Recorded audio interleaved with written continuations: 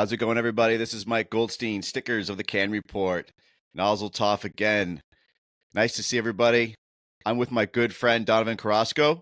He is from Texas, and I am so happy to have him on my platform today. I think we're going to get a lot out of him. I met Donovan actually pretty much through social media. We actually became Instagram friends first, and then we finally met in person in Long Island, and I've been wanting to get him on my podcast for quite some time, and it's finally happened. Donovan has a great career. He also is the owner of the Coyote Fire Training. Many people know him in the Texas area and New York area, pretty much throughout the states. He's been making his way around, and he is one solid brother. Donovan started his career in a small suburb fire department in Austin, Texas in 2015, and then he started a job in Hutto, Texas. I said that right? It's Hutto Hutto, or but Hutto? it's close. Okay. In 2018, moving through the ranks and becoming, he was promoted to lieutenant. And then he recently accepted a job offer at Cedar Park Fire Department in 2024, starting over as a firefighter. And through his years on the job, he's continued his education as a student, learning different techniques and skills. His passion is truck ops. And when it comes to the job, he's currently assigned to the Special Ops Station. He looks forward to continue his education there. He's also a member of the Affordable Drill Towers. And I'm going to butcher this name. He is assistant to Steve Sanguinochi. Sangadoce, whenever he's needed. On his days off, when he has the time, he's also an instructor at the Austin Community College Fire Academy. Man, did I leave anything out? You got anything else for that? Just became a member with Seaside Consultants with Larry D. Nice. That guy is nice. I like him. That's the first time I got to meet him in Long Island, and he was really cool. But Donovan, thank you so much for being on my show today. Last minute too, man. We just threw this together last night and said, let's do it. Yeah, let's do it, man. Let's make it happen. Let's do it. And I am so happy to have you, man. I'm happy to call you a friend. I'm happy to call you a brother. You are, man, everywhere you meet, everywhere I hear from, like, Donovan's such a nice guy. And it was great to actually connect with you and at the Joey D conference and see your work and us connect. And I'm just pumped to have you, man. So I'm glad we got it to do it, man. That's great. Thank you for having me, man. My pleasure, bro. Absolutely. So we'll dive into it. So we'll go off again about in your promo here, in your bio, you said that you actually weren't on that long, really, if you think about it. You were in a small suburb department in Austin, Texas, in 2015. What was the change for? You then left not that long after, and what was up with that? So you talking about the very first one, department? Yeah. Man, it was a super small department. There's a lot of things of like districts when it comes to it. Like the apartments across from us weren't even in our district. It was like AFD's Austin apartments, and like our district would be completely behind us. It was a very small district. It wasn't retirement at the time either. It was just kind of, it was tough. It was a tough decision to stay there, just because of wanting to make a family, have retirement and stuff like that. Mm-hmm. Then we had a fire there, that really shifted the path of my career as well. It's kind of eye-opening. So that fire actually started everything for me. It actually inspired me to start my own company. It inspired me to reach out to other people, seek different training, network. That's where it all started, actually, is in that very small department. Tell me about that fire. What was it that was like eye-opening, that was life-changing for you, that inspired you to change departments? Yeah. So knowing what I know now, it was pretty much like a Reno 911 fire. It was like Tacoma FD. There's a video on it on YouTube, and I'll send it to you. It was rough. It's rough. Just looking at what we provided and just looking at the training that was not there, it was obvious.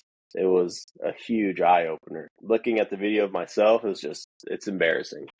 It's embarrassing. I'm like, I don't even know how this was even possible that I did this. So what was it? What were some things that, was it mistakes? Was it lack of training? It was all of it, man. You name it, okay. It's there. Yeah, like not knowing how to do search, not knowing the precautions of even doing like search tactics. Forcible entry wasn't there. Like it was just bad, man. There was just a lot of empty space for tactics and What training. did you have? Like was it was there people trapped? Was it reported to people trapped? No, Was it like it was complacency. It was the fire alarm, that the fire alarm, and it was an apartment fire. It was a fire alarm that upgraded to a full blown structure fire. Um, a little smoke showing, we've all done it, or some are still doing it, not bunking out for fire alarms. Yeah, showed up, no one was bunked out, no one was ready to do work, and it happened to be a small column of smoke coming from the walls, and then it just upgraded to losing the whole entire building. wow. Yeah, Wow. So when you got off the rig, were you ready? I was halfway ready. I had no suspenders on. So where we had to make entry is a Knox box. There's a Knox box gate, and I had to jump out. There's no excuse. I'm just letting you know, right? Sure. Jumped out, and then my suspenders got caught into the door. Ooh. I rolled with it. So in the video, you can see me without suspenders, and it's bad. You just Like it, tore them right off? they're dangling there. Oh, okay.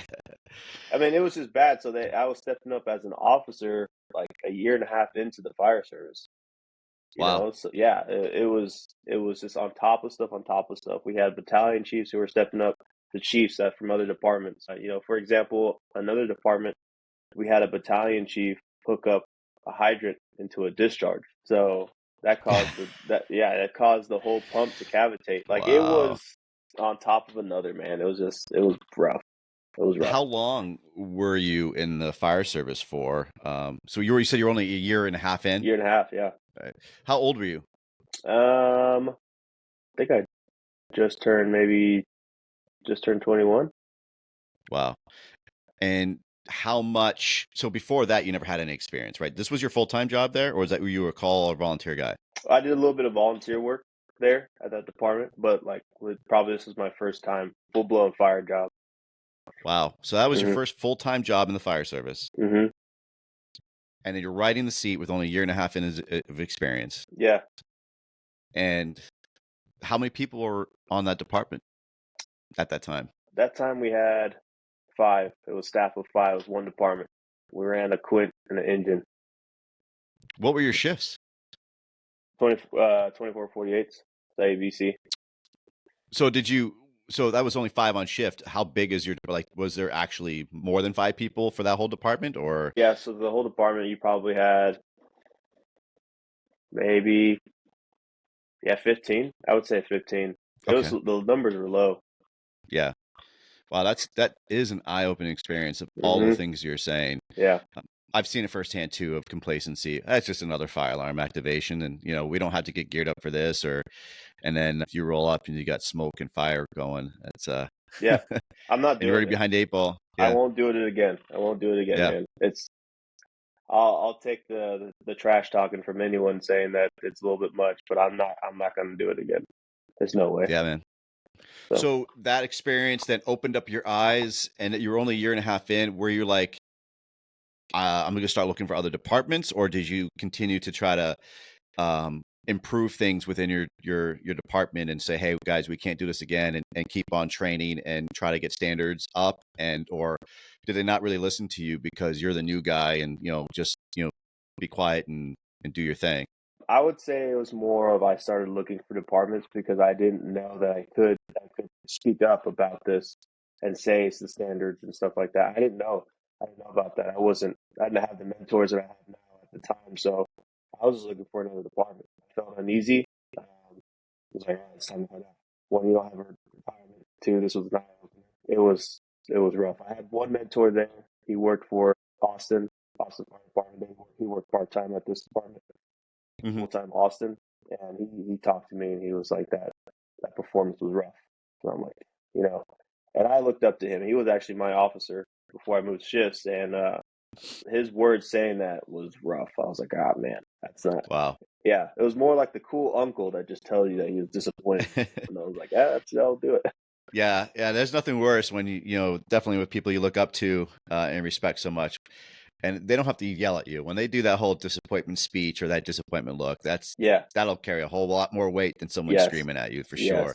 Yes. Because being pissed off is different than disappointing somebody, right? Yeah. Like getting yelled at is just anger, and that's you just call them an asshole and move on. But Yep. when that person actually does that dad speech and gets disappointed with you, that carries a lot more weight. That really hurts Yes. you right in the heart. It does. That's for sure. Yeah, man. So then you accepted the job in Hutto, correct? Hutto. Yep. Hutto. Yep. I'm eventually gonna get that right. You're gonna Hutto. get it. It's okay, man. You're all good.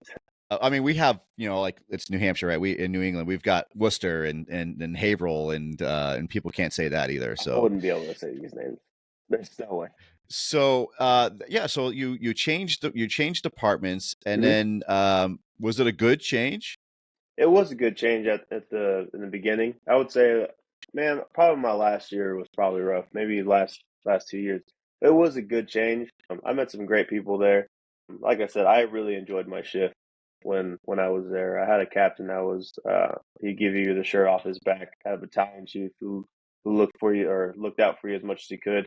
And then I made some good brothers there too. So it was a good change at first. It just you know as more as I go to trainings, I start identifying more stuff. So Sure.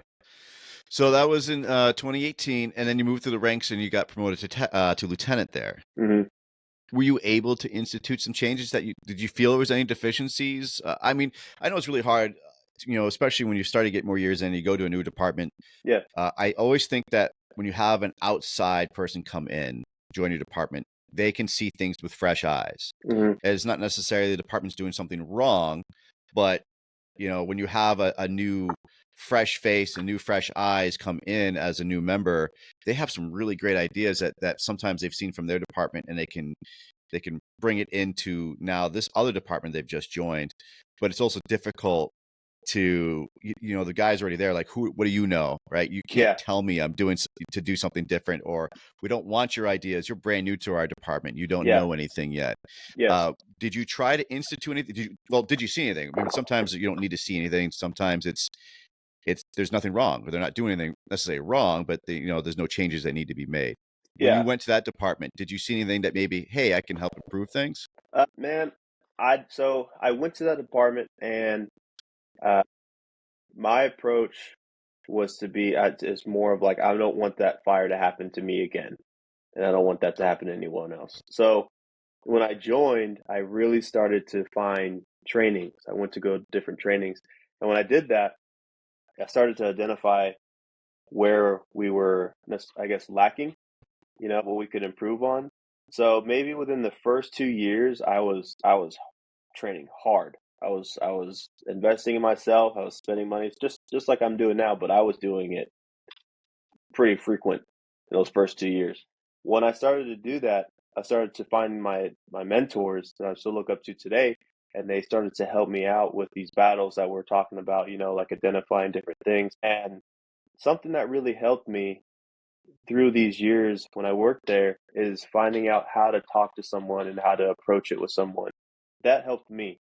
I was never really taught that beginning of my fire career.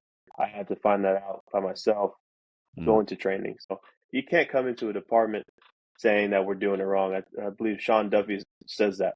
He's like, you can't go to a department and say that we're doing wrong. Everyone's going to shut down, right? Yep. So listening to these different guys helped me piece it together of what we started to work on and where we still lacked. I would say the approach was a little bit different. I was still learning when I even joined that department. How many years were you on there before you got promoted? Mm, Man, that was a short time. I'd say maybe Yeah, 3 years, 2 years.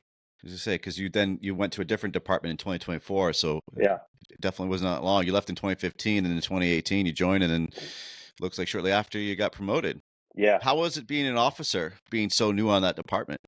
It was good, man. I liked it. I liked it because I was very training driven, and I was able to share the things that I have invested in myself with others. And that was probably the coolest thing. I was able to see people grow from when they started with me as rookie, and they worked themselves up to 1 year, and it was cool to see people grow. Like you could see that these people were hungry to do the job, and Hmm. that made me feel good. I would say the biggest thing, and you can ask anyone from over there, I hated admin. I hated it, hated it, hated it. Oh my gosh. My battalion chief was on me.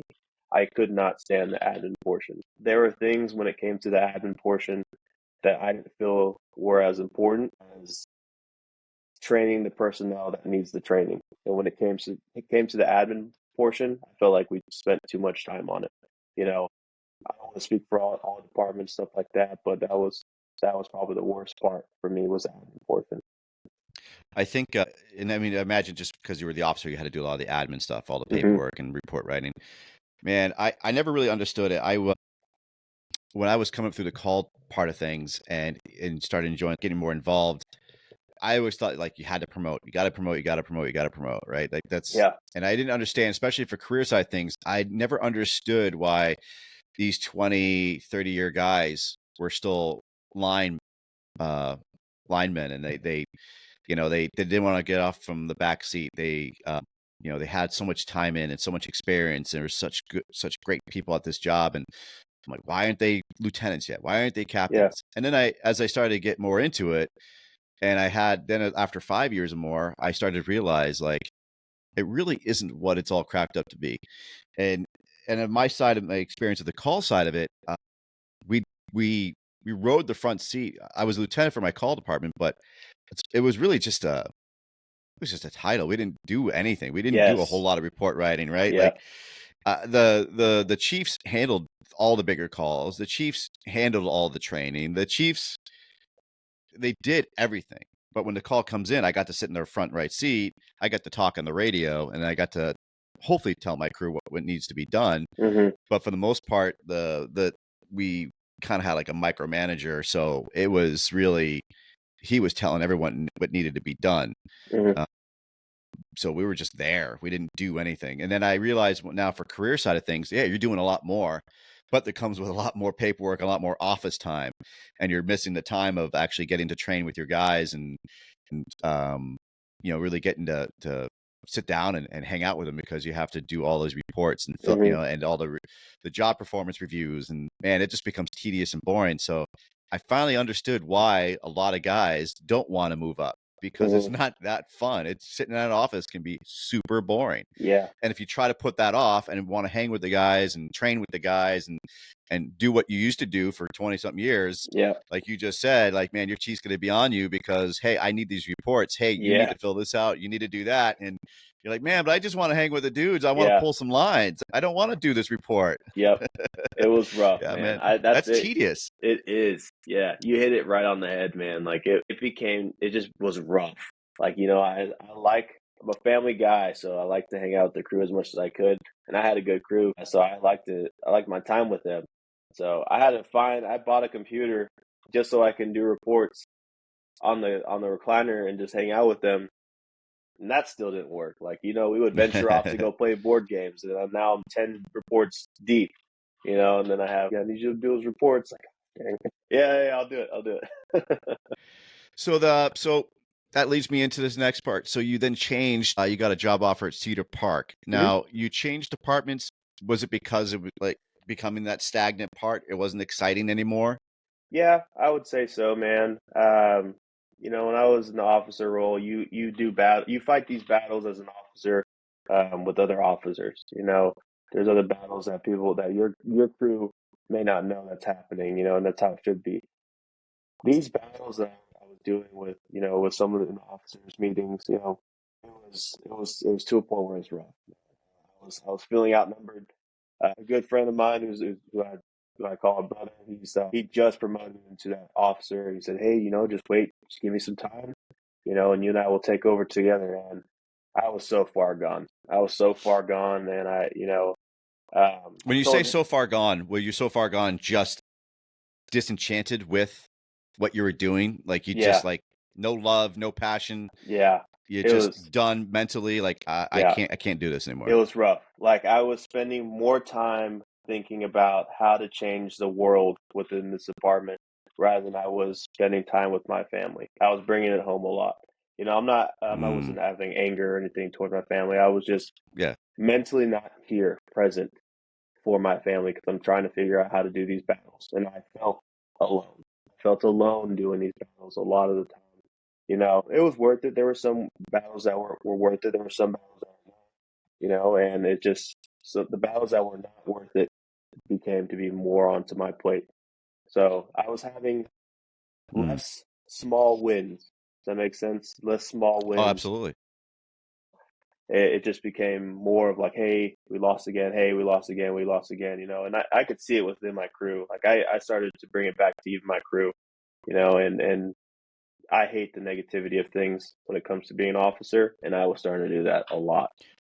What were some of the wins? What were you trying, or what was the losses, I should say? What do you remember? Yeah, Was it operational? Was it it was tactics? operational. Was Yeah, it yeah, was operational. There were things that I was seeing from that apartment fire that I was seeing as operational within that department that we could have changed, and um, it was more of like, oh well, Donovan's just being Donovan. It's like I've changed my approach to several different people many times. So it's not Donovan just being Donovan. You know, you're just not listening at this point. You know, I've talked to you like a therapist, I've talked to you like a counselor, I've talked to you like a teacher, and I've talked to you just like a man.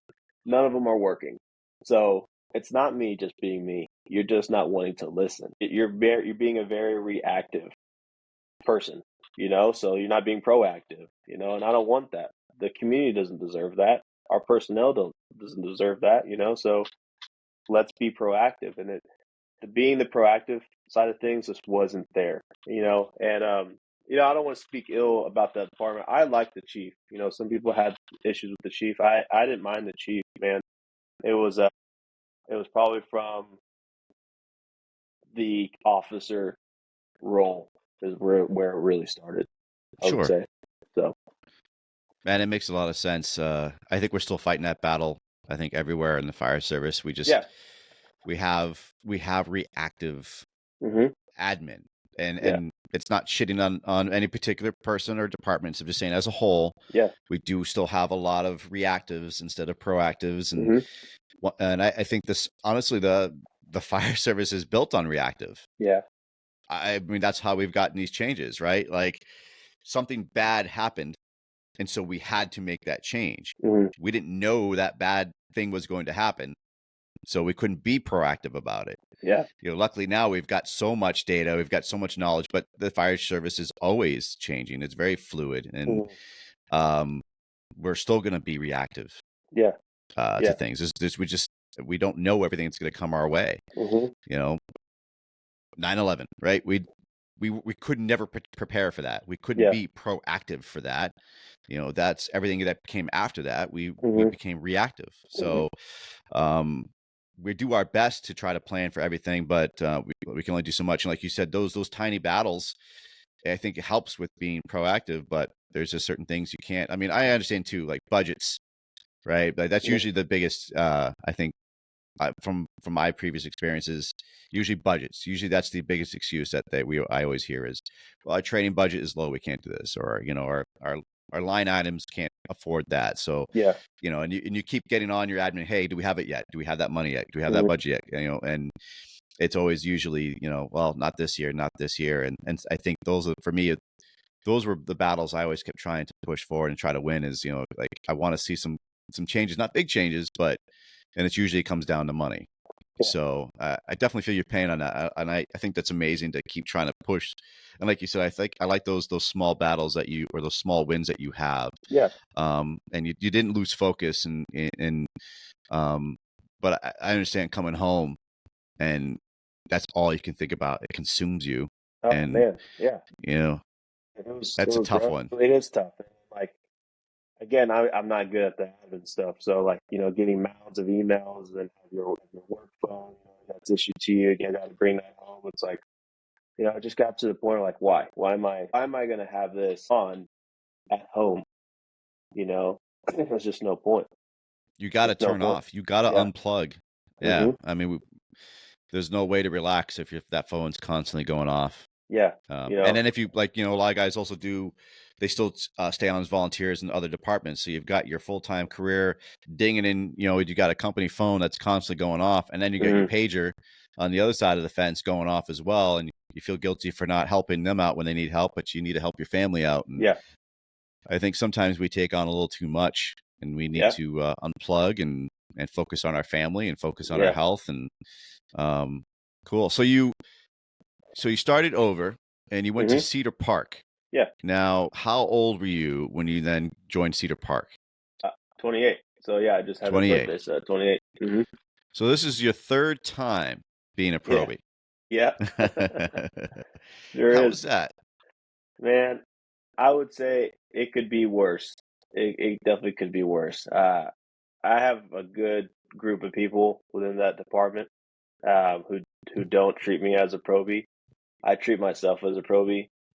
I have a lot of people who notice me doing the training, who acknowledge that. I have some good group of people there who are allowing me to just come in and do the probie timeline and just do some good work. So I have some good group of people over there. That's awesome. Mm. That's awesome. We had this conversation when we were in New York, and I've talked about it before too, about being an older probie, Yeah. being 45 and joining a whole new department with a whole new bunch of people. And I took on the same route. Like, I'm going to be a probie, and I'm cool with that. Yeah. I signed up for that, and it takes a lot of pride to be the best probie you can be. I want to show to them I wanted to be here. And like you said, going through those trainings, and I know there was a lot of people on my side like, oh, well, you taught a bulk of us here at the fire academy, because I love doing that, and I'm there. Yeah. And so then them being on this department and seeing me walk through the door as now someone who is junior to them and having to learn their ways, I was like, no, man, you're here. This department. This community. Yeah. Teach me. Don't think of me as the as your instructor or somebody who's got whatever kind of time in. I'm new. I'm brand new, and I'm gonna show it. I'm gonna grab that broom. I'm gonna sweep that floor. I'm gonna clean that toilet. I'm gonna I'm gonna give it my all for the trainings. And I think especially going in when you have that experience beforehand, more experience than a lot of other people, I think it takes a lot more work to be that humble person. Yeah. And or if you haven't learned it yet, I think that's the hardest thing for a lot of people. It took me. It was a big slap in the face when I learned to be humble and have humility. Yeah. Especially when you're on your previous departments and you start knowing a lot more stuff, and you get a little more, you get cocky. We're firefighters. We get cocky. Yeah. Yeah. And then something bad happens, or maybe your cockiness is becoming a little too much and people can't stand it. And you get slapped in that face with that brush, and they say, dude, you need to knock it down a bit. And that's when you go, feel shit. Yeah. That's right. It's like becoming sober. It really is. It's like you're going through your steps now, because you're like, shit, man. All right. And it's a big thing. And going into new departments and keeping your mouth shut, even though if you know what they're doing is right or wrong, or you want to give some little extra tips there. Yeah. You just, until they ask you, yes, hey, what do you got? And that was really cool. I remember doing training with when I was still on probation, and I think we were doing some hose advancement, and I'm watching, I'm learning, I'm seeing what my officers are teaching, I'm seeing what the senior guys are teaching. And my battalion chief looked over at me and goes, Mike, I know you teach this. I know you know this. Go ahead. You can do this. You can teach them. You can say something. I was like, no, chief, I'm good. I'm really enjoying this learning. He's like, no, but trust me, you got something to give. Please give it. We want that. And man, that meant cool. so much to me. Yeah, it was super cool. I it actually tears me up just a little bit, because that was it. I was accepted, and I wasn't dismissed. And like you were previously. Yes, 100%, man. And that meant so much to me. I remember my previous department, we were talking about having a building to use for a possible RIT class. And I was so excited. I love doing RIT. I love teaching RIT. That's why I'll sign up for Rob Ramirez's classes, and I'll sign up for anything that's got going on for RIT, because, man, I enjoy it. I think it's so important. And I was so pumped when he said, yeah, we're going to get a building for RIT. And I was like, great, I can help you teach it. I am an instructor. I take these classes. I'm so pumped. And immediately as I said, I'm going to teach this with you. No, you're not. You can't teach this. And I've been on the department for over 10 years. What? No, you can't teach it. You're not signed off on it. You don't have a signed off certification thing. in it, right? Man, dude. And I'm like, what? Like, this is our department teaching it. This isn't a craft course. We have our numbers, our craft courses. Like, this isn't going to be this isn't a certification class. This is a department class. We're teaching our members these skills and knowledge. Like, so he just immediately dismissed me. Like I had no knowledge to give, that I was just beneath him. And I was like, wow, all right, I guess I'll sit over here and F myself, like. So to have that other department go, yeah, Mike, I know you've got the knowledge. I know you've got the skills. Show us, please. We want this. This is why we hired you. Show us. And that meant the world to me. It was just that little. It wasn't a big training we were doing. It was just a little thing of doing hose advancements, and talking about some other things. Just those little wins, man. And that meant so much. Like I'm in the right place. I'm accepted. They do believe in me, and they do trust in what I have to say. And that's why you could try so much in those other departments. Like I said, when I was there, I learned to be humble. I realized that I was my attitude could be better, and it wasn't just my fault. It takes two sides. But it meant it hurt me so much when that person in question just said, no, you can't do it because you don't have this cert, or you have to do this, you have to do that. And then you got the other department going, no, you know this shit, go ahead, teach it. And right there, I'll hit on that. Like, you can always tell who the guys who want to either better themselves or the department. You can identify these guys quickly, and then you can identify the guys who have an ego and who are threatened. I say threatened. There it is, man. Who was someone who has this knowledge or who has the training, and they're threatened by this guy because they don't want their spotlight to be taken away. You can identify this quick. And it's within 100%. every department. It's in every department. That's the BS. That's everywhere. You can identify that quickly. But you don't need them. You don't need them. They're gonna make themselves look, lack of a better term, stupid. They're gonna make themselves look stupid, right? And ego is one big thing that I'm seeing, through the departments. Is that's what's killing it. That's what's killing the drive and the progression of things is being threatened and having that ego. Because I had some guys coming to Cedar Park who I was timid. I was in the back. I wasn't saying anything. I was listening to discussions, and same thing like you. They said, "Hey, what do you have?" And that right there, I was like, "Hell yes, I'm here to stay. This place is awesome." Yeah. Then even right now, like even still being on probation, I have guys who reach out to me. I don't know the answer. I'm going to find out because I have guys who who trained me, and I'm going to bridge that gap between us. And then here you go. Here's your answer. It wasn't from me, but I have resources that I could use that I'm willing to give to you, that we can make this department and ourselves better. I don't think people understand that when they become threatened and they have that ego, is that someone right here, you could use them.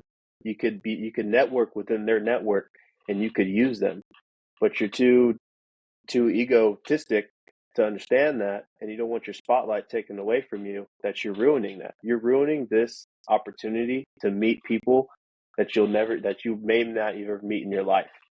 And going back to what you're saying with staying humble, if people were to go to trainings frequently, go to trainings like where you and I go to trainings like Long Island, meeting people who have done it every day and who are still doing it every day, on how humble they take themselves to conference, you would never know that they were at 9/11 doing SPEC OPS command. You would never have known that because they don't show it on their shirt. They don't brag about it. You would never have known that this guy right here has made 5 grabs on one fire. You would have never known that because they don't take themselves to be, well, I'm all as be all. They have this ego. Hell no. They're going to buy you a round of beer and get to know you before they even say anything about themselves. If people were around those people frequently, they would see that they're not all be all. And I think that's what the fire service needs more. Be around these people who are doing it. You just take that mic, dude, and just drop it right there, because that's what you just did. That was fantastic. Beautiful, dude. I mean, thank you. this just shows it, right? Like, when you've got like-minded people who love the job but are into the craft, you see it, Yeah. being humble, not having an ego. And that comes with, again, like you just said, for the trainings and the people that we meet through that they've been humbled in life. They Hmm. understand that I can't have an ego. You can't have an ego when you're teaching. No. You can't do it. Yeah. And I was teaching just the other day. I had a beautiful trip, beautiful day, beautiful environment to train. A bunch of people who just wanted to learn more things, to learn how to do proper water application, to see how water is applied inside of a building. And these were volunteer guys from up north, and they spent their Saturday to listen to me talk and Hmm. other instructors talk. And I made sure to let them know, like, this isn't the way. This is a way. And, I'm not here to tell you everything about me, my resume or what I telling you have to do. And there was no egos involved through all the instructors and through all the students, because even students can have egos, right? When you're a student and you can sit there and listen, and you're not going to hear anything because all you're thinking is, I know more than them, or I've Yep. had more jobs than them, or I had more grabs than them. Yeah. I mean, some people just don't have the luxury to have all those hands-on experience because that isn't their environment. It's not their community. So I think some students also go in with an ego, and they go in with a closed mind. And it was really nice to have a group of people, adults, to not have a closed mind. All of them were dialed in. All of them were open-eyed, ears open, asking great questions. And I think also, again, as instructors, to be humble and not have that ego. When Hmm. somebody asks a really good question of why you're doing it this way, they're Hmm. not questioning because of your knowledge, but they want to Hmm. know, why do we have to do it this way? Yeah. And when you have that ego as an instructor, then you don't want to hear a student ask the why. Yeah. That's when you see some of those instructors immediately cut them down and tell them, it's my way, and that's why you're doing it this way. Yep. Because they don't have an Those are the answer ones for who it. don't have an answer. Those are Yep. the ones who haven't studied, Yep. haven't trained physically on it, Hmm. and haven't done their homework, and haven't done the background checks and get that data that's out there. And so when they say it's because of the way I've done it, then you don't know what you're talking about. It's like, right on. And We're done so here. I'm gonna go find we're another done. class. Exactly. Yeah. Yeah. So it takes both parts. The student needs to not have an ego, and the instructor needs not to have an ego. Hmm. And like you said, man, you nailed it. I think we still have a lot of people in our world, in our community, that have major egos, and they are threatened with people that have the knowledge and the skills because they went out and got the knowledge and the skills. It just Yep. doesn't happen. You just don't come into fire and say, I have everything, and I'm going to go teach the world. No, Exactly. it takes years. You just Yeah. don't get to do it overnight. And it goes to go in these conferences. Like you said, it's one of the reasons why I love going to these conferences, because man, it's the outside training, the outside education that I get, that's not in the classroom, that's not in my little bubble, pays dividends of doing this on the job, and then help to give that to others. That's it. That's right, gaining that That's knowledge, it. and I'm absorbing as much as I can so I can Yeah. give back to others. I'm going to take my sponge, and I'm just going to wring it out and to the other students, so Exactly. they can take their sponges and get all that, because Yeah. that's what the fire service is supposed to be. We're supposed to be giving back and not hoarding our knowledge. Exactly. So Yeah. And spot on, man. that's it, man. Like, my battalion chief, he's like, we want to use your expertise, and when it comes to the truck company. And I said, sir, with all due respect, I'm no expert. I just paid a lot of money for training, and I'm willing to hand it off for free to whoever wants it, man. Like, I'm no expert. I've met experts, and they'll even say that they're experts. It's like you're saying, just don't have the ego. Don't have the ego. If you think you're a master of this job, then you need to retire. No Time one's a to retire. master at this job, right? It's time Exactly. to retire. Yeah. Dead on. So your passion is truck ops when it comes to the job. How did you get that passion? How did you become into truck operations? Yeah. So going back to like what you're saying, as far as you get that humbling moment. You know, truck ops really started with me joining Hutto. I wanted to take it seriously. Coming from that last department, and them having a ladder, it wasn't taken seriously. And I went to Hutto and I saw my opportunity to take that truck seriously. How I was raised up in the fire service, the ladder is a ladder. Like, not a lot of people have it. Be proud about it. Be proud of it. So that's what I did. I started to dive into it. Forcible entry was a thing that I messed up on during that fire. Search was another thing that I messed up during that fire. So I was like, okay, we're kind of going into truck ops. Started learning more and more about truck ops. I felt good. Went to Joey D for my first time, and I got to meet Matt Paglione and the rest of OSTA on scene training Mm. associates. I got to meet them, and I feel good. Like, I've done a lot of research. I've gone to some trainings in Texas about truck ops. I feel good. Humbling moment. Boy, howdy, was I not where I needed to be. And they explained that to me. Matt Pag really broke it down to me of truck ops, like what truckie is. And same with the rest of the OSTA cadre. They really broke it down on what a truckie is. And right there, I started really diving into truck ops. I was inspired that there's so much more to learn when it came to truck company. Truck and engine are both important. They support each other. When it comes to engine, I don't have the finesse for it. I don't.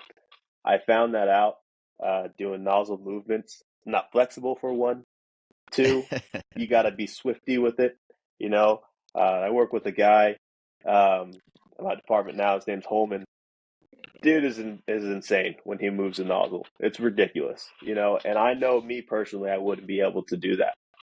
So truck stuff, I like to break stuff. I like to search.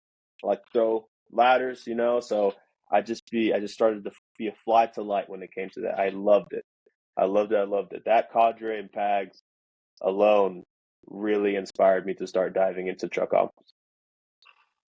Wow. Mm-hmm. That's awesome, man. So now on your department, obviously I imagine you have a ladder truck. Yeah. Do they let you do a lot of training with that, since that is your passion? Do you get Mm-hmm. to do you get to ride on that truck, or do you sign to something different? No, I'm a side. Yeah, we have a bucket. We call it it's truck one. So yeah, like my battalion chief has allowed me to start doing trainings with another guy, Cody. His name's Cody Durrett. We've been doing some trainings together. We got to do a shift one of search. You got to do like a real quick one. And he said now we're going to start doing training every couple of weeks. That's truck based. We have 3 trucks. Call them Quints. The Quint. Yeah, we got 2 in my department. Okay. I know people have their preferences when it comes to truck quints and all that. So, it is what it is. But we have 3 quints and 2 engines in our department. And yeah, we're able to start doing a lot more truck training, and they're using me. They're using me to all this training that I spent money on just to hand it to them, which I have no problem doing. And Yeah. I still gotta tread lightly. Personally, I'm gonna tread lightly, being on probation. There's guys who ask for my opinion. We'll wait until I'm done. So wait until I'm done, and we'll go from there. But yeah, I would say that they're using me. Well, here's a question for you, since you are running quints, is having a quint, is that truck work or engine work? So that is like a huge debatable thing.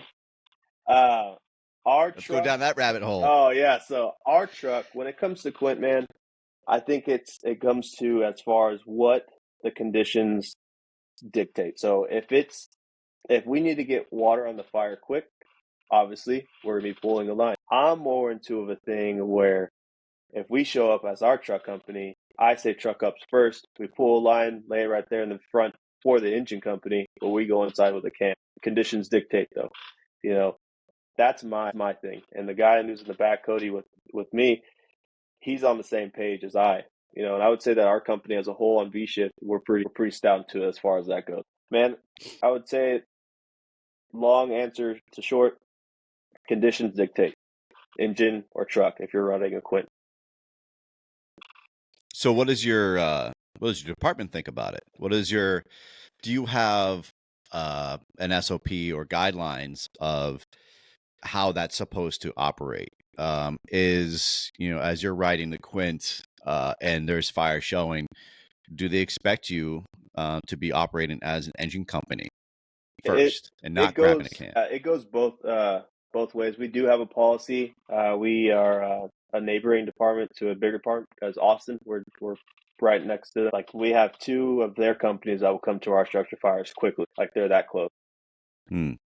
It depends on who we're rolling with that time of day. It seems kind of off, but for within the department, it's the same thing. Conditions dictate.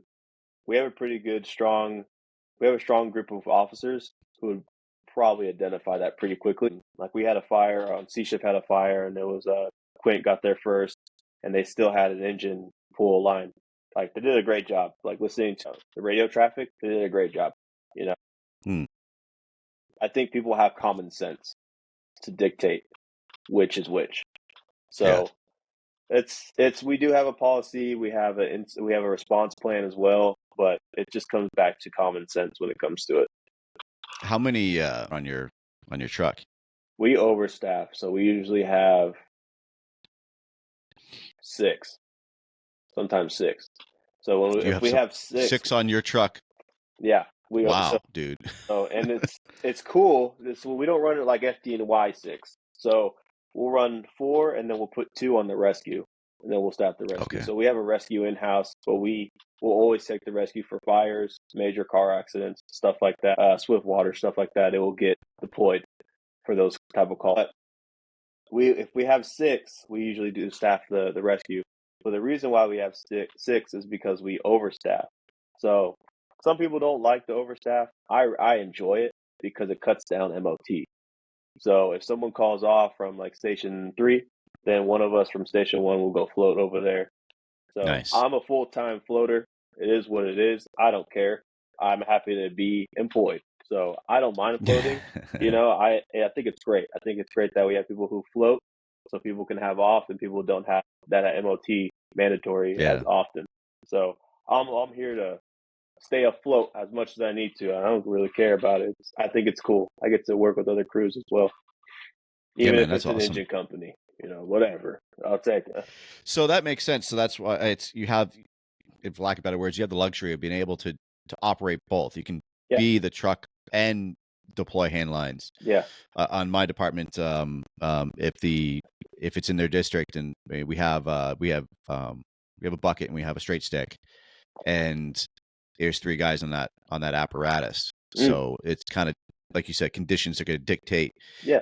Like the more likely they're going to have to deploy that line and get that line going first. The operator of that piece is going to have to do double duty. They're going to have to get that pump going for that hand line of that 2-person crew, Mm-hmm. and then get on and get that stick to where it needs to be.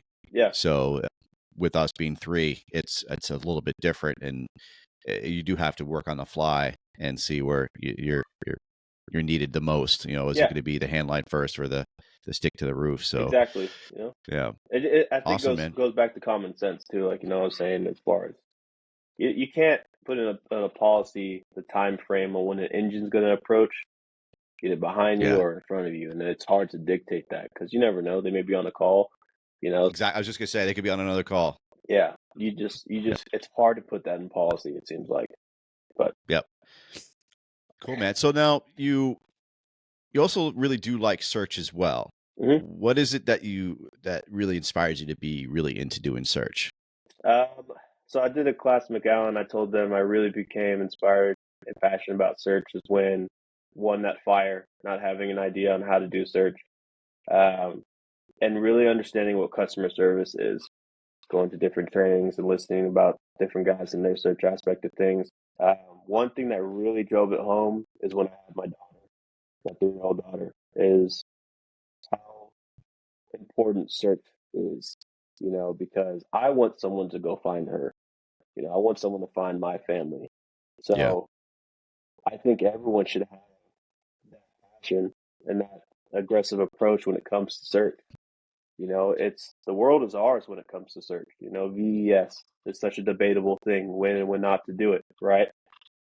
If you do these things, you're providing customer service. There shouldn't be a question for it, and I like it because I think I really like it because not a lot of people like to do it or initiate it. So I think that's why I really have an urgency of doing it, is because it's something that not necessarily looked at as first thought. That's why I like it. I think it's something that sets you aside from others, and I think it's something that sets aside your department from other departments too. Like VES. I think VES is something that should be hit on quite often. Quite Yeah. often. There's more studies out there. Pags did a class over there in McAllen with Seaside Consultants, and it was cool to listen to him. I got to be a student when I had my downtime and listen to him talk about VES. I'm like, damn, that's something to bring back. Like there's just so many Yeah. things to bring to the table when it comes to search, and I think that's why I like it. It's just there's always more studies and there's always new things when it comes to search, and that's why I think I like it. It just keeps me engaged. It keeps me engaged within the topic of it. What is it when you're teaching search? What is it that you're trying to bring to the table to them? Is it the skill set, or is it the why behind it? I mean, when we teaching, we're also talking, so we're telling them the whys, but when you're teaching for you, what is it you're really trying to drive home with them? Are you trying to get them to understand the actual practicality of it, Yeah, and getting down and making sure they have the proper techniques, yeah. or is it something else? So when I teach, I don't pretend to be something that I'm not, and that's something that I'll tell anyone from the beginning. I'm not going to say I've had 6 grabs, 8 grabs, 20 grabs. I'm going to tell you what's been taught to me. I'm here to give it to you. What I want to do when I teach search is give them a foundation for technique that's going to keep them in the game longer. So being on all fours, out the door, right? Let's tweak our search technique. Let's do a tripod, right? Let's talk Yeah, man. about the numbers, the threshold numbers, right? A lot of people will do the tick reading when they're doing the training, right? They'll be like, "Oh, I have 200 temp." What does that mean? Do you know what that means, right? When does your gear start breaking down? I like to stress the numbers. Like McAllen, I told them 162 degrees is third-degree burns. We've already hit, cardiac arrest, right? We can't fill 162 degrees because our gear that we spend $5,000 on is doing its job. We won't be able to fill that. So it's important for us to initiate the search fast and first, right, to get that customer service out. And that's what I really like to stress. I like to stress to where I can bring everything in that they've learned together. You know, Mm. I got the ADHDs, and I'll tell anyone that. And when I have a lot of things going all over the place, it's hard for me to tie it in. So what I like to do is tie in everything that they may have learned from other trainings, this training, what they've read, and tie it in together, and that they can initiate their own tactics when it comes to training. Yeah. So that's what I liked. When I did C.A.N, I did a little bit of C.A.N stuff, right? Just showing them how to move the C.A.N, when to initiate the C.A.N, how to maybe implement stuff tactic wise. And what I really like to stress at the end of my training is how to combat the arguments. Like, why should we do this training? Why should we do search? Why should we do it so quickly? Let's sit down. Let's talk about it. Let's see how we can combat these arguments with your chief, captain, whatever, to where you can provide that customer service. I love it, dude. As I was talking to you, you inspired me to ask a question. So I was teaching up at my academy, and we were teaching some recruits and about masking up and getting in there and doing shit quick. And then someone yelled out and said, "Hey, they need to mask up without gloves on." And I turned to them and I said, "Why are we teaching them now to not do it with their gloves on?" Yeah. And so it was told to me that the carcinogens that are on their gloves is going to be introduced to them, because when they mask up, you check your They seal, check. and so Right they're on. worried about the studies are showing. I don't know which study they got it from, but saying that masking up with gloves on is hazardous to your health. And I was dumbfounded by it. I didn't argue with them. I said, "All right, well, Right on. you guys Yeah. are the boss, and we'll do it that way." But Yeah. I was pretty surprised by that, because I mean, if people want to mask up without their gloves on, who am I to tell them you can or cannot do it? I do it both ways. Mm-hmm. Honestly, I think sometimes conditions dictate how you're going to mask up at times. I think it comes with experience. Sometimes you do it with your gloves on, sometimes you don't. Mm-hmm. But I love to teach and practice of people doing with their gloves on. Mm-hmm. That day was really surprising to me when they said we want them to mask up without using gloves, because their gloves potentially could have carcinogens in them. Yeah. Yeah. And I was really surprised by that, because I'm like, well, don't we wash our gear? If we're Yep. washing all of our gear, Yeah. we're washing our gloves as well. And search, when we teach search, like, we want to be in there. We want to get our shit on quickly, and we want to get Mm-hmm. in that building and look for life, Yeah. or find the fire. And Exactly. I was really shocked by that. What are your thoughts on that? I would Or have say you heard that before? no. I haven't heard that before. I'll put that into my notepad to how to combat that. I would say, man, the numbers don't lie. So if someone is masking up quicker with gloves on compared to someone who's not, the numbers are there.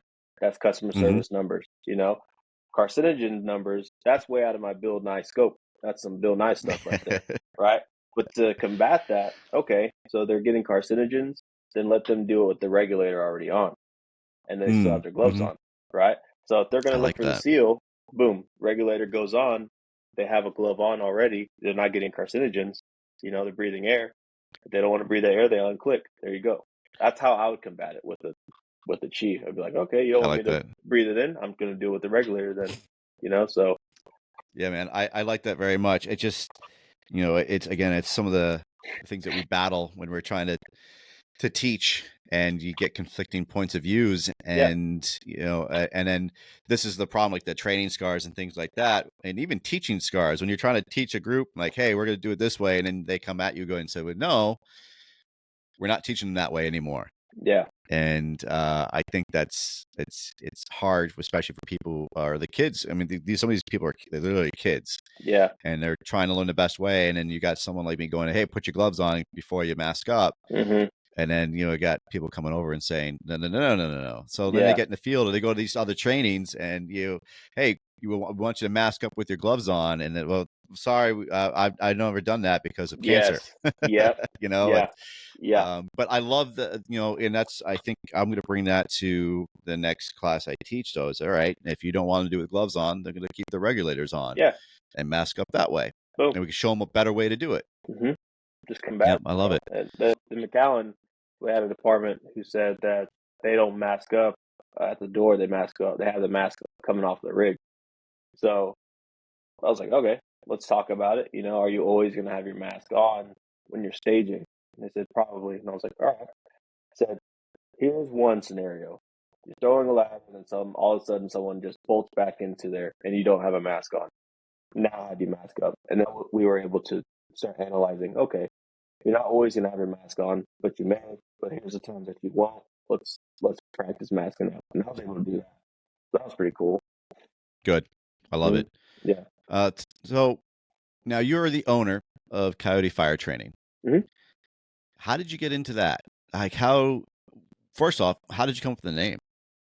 So Coyote Fire Training, man, I wanted something that was kind of not like menacing, but I wanted something that's gonna hunt the sheep within the department. There's a lot of sheep in the department who will follow the the ways that are easy. So if they follow those ways, they're sheep, and I call them sheep. And I always had that mindset. So I wanted something. I was like, what hunts sheep?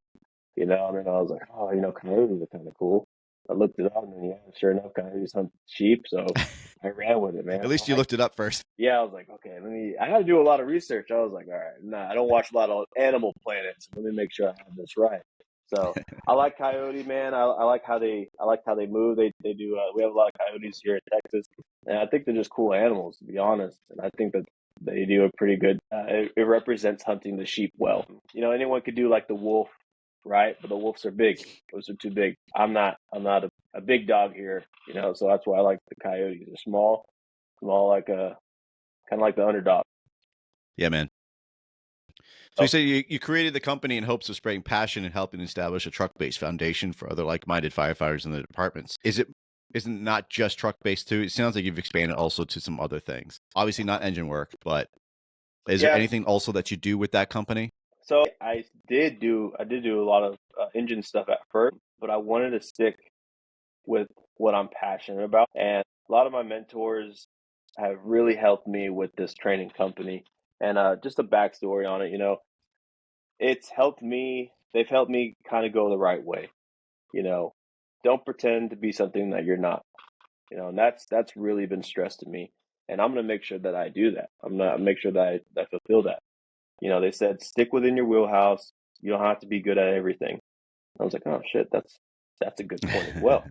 So I've learned a lot. They said, just make sure that you're doing it right, and I want to make sure that I'm doing it right. So like big things that I'm working on is bringing in people for my training to teach a class. So I want to bring in people to host a class. That's what I want to do.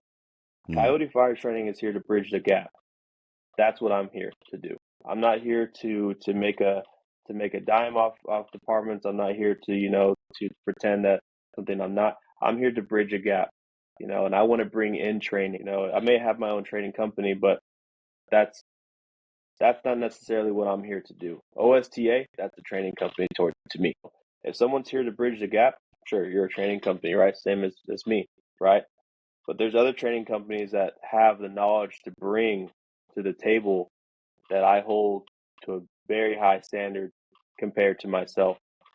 So I'm here to bridge the gap. Like you were saying, you want to start your own training company. Let's bridge the gap together. Yeah, I man. think anyone can do that, right? But you have to do it the right way. So that's the backstory of me. It's doing it the right way. I want to bring people in. I want to get the fire service together. Let's push out the people who have egos. Let's push out the sheep, and let's come together as like-minded firefighters and bridge the gap. All the way from New Hampshire to Texas. How cool would that be to bridge a gap? That's what it should be. Yes. So I would bring in these training companies who are training companies, like OSTA and so forth.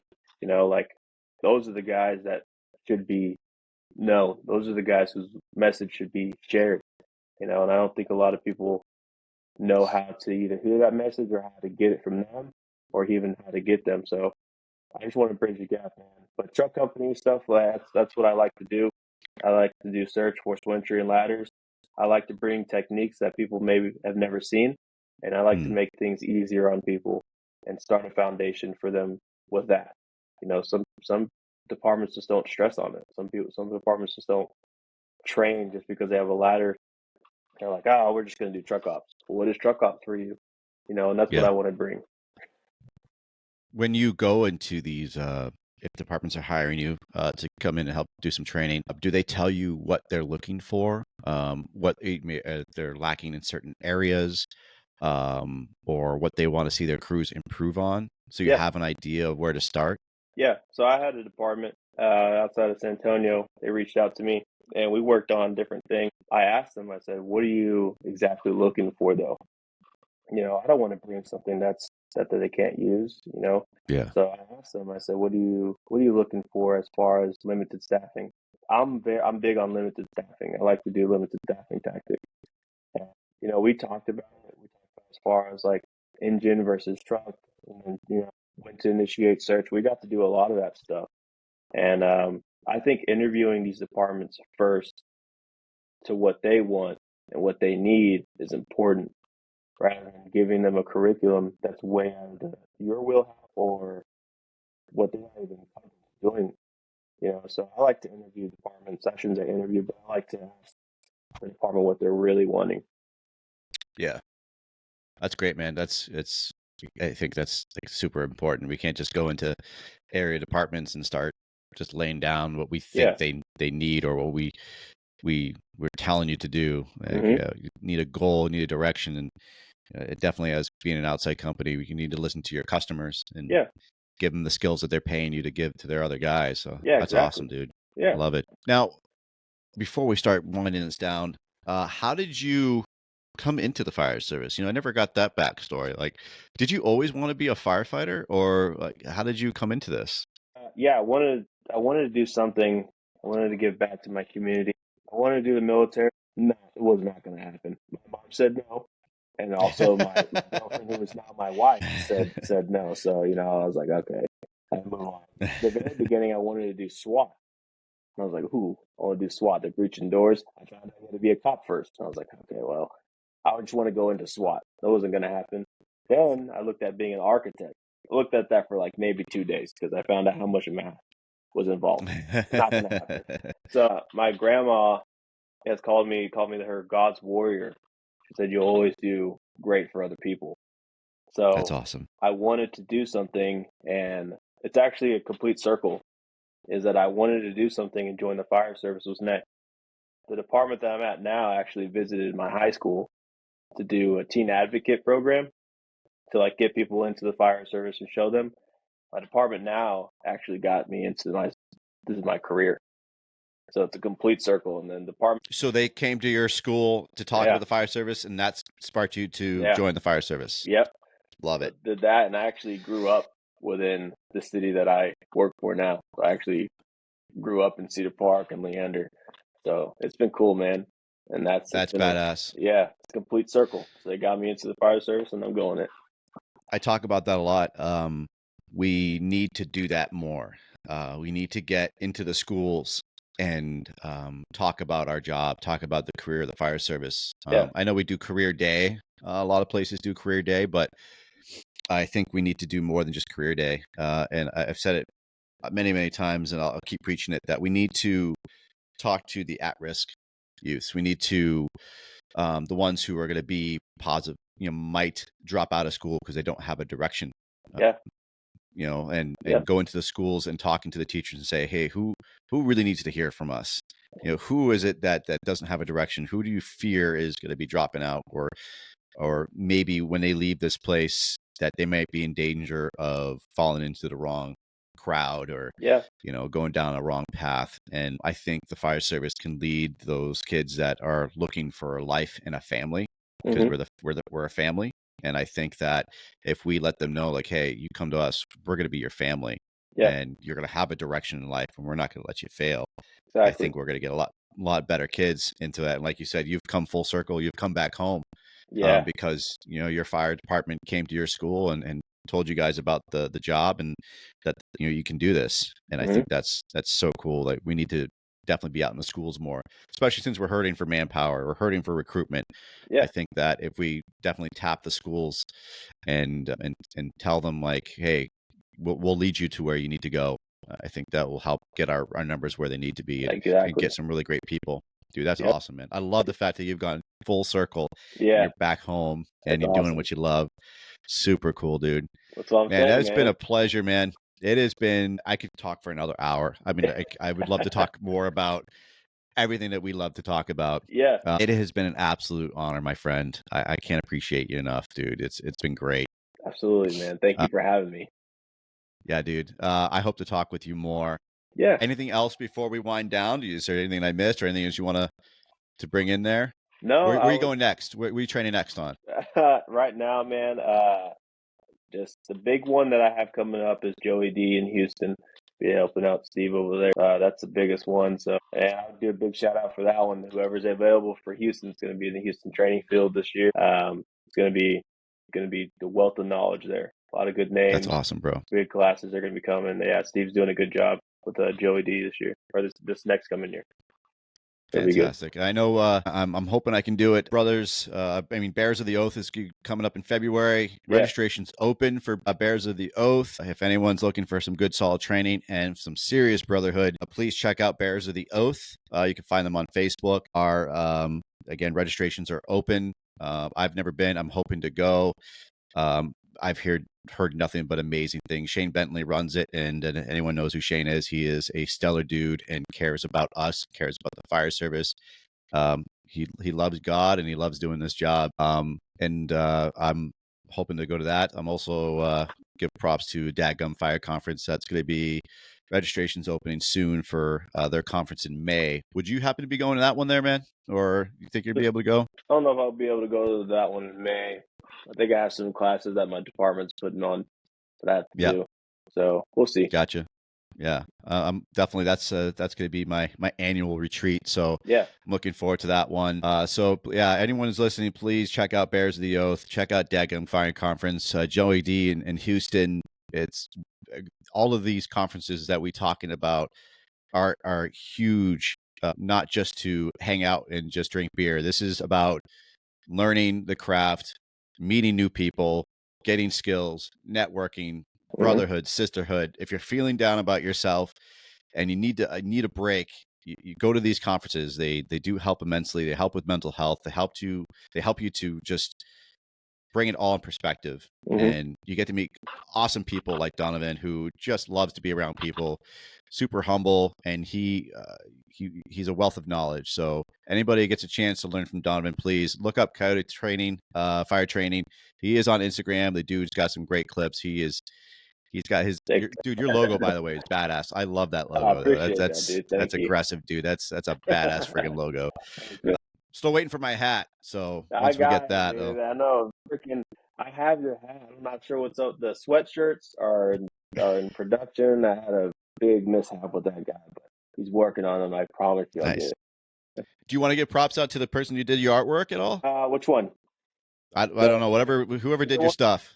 Ooh La Yeah. La Custom Fronts did a lot of my artwork. I'll give a huge shout out to that guy. That guy's awesome. I love his What work. was his company again? Ooh La La Custom Fronts. It's Ooh la la. Okay. Arvin's art. He's on Instagram. Anytime I need a logo, I hit him up. Like he's been awesome. I He have one of does his shirts. yeah.